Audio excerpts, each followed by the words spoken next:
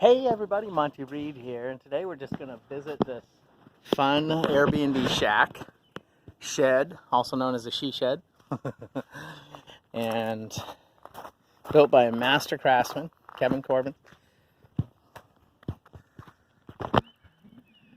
Everyone thought we were putting an Airbnb in the yard, but it was just a shed.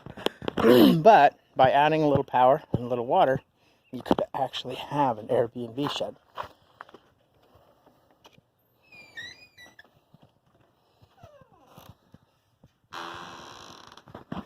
So this one's set up with a workbench. It's all kinds of configurations you could come up with. And it has a loft with a skylight. It's insulated.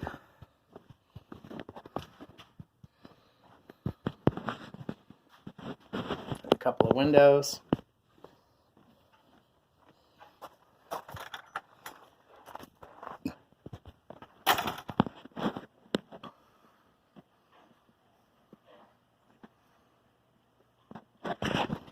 Also nicknamed it the Doghouse, so if you need to go to the Doghouse, there you go.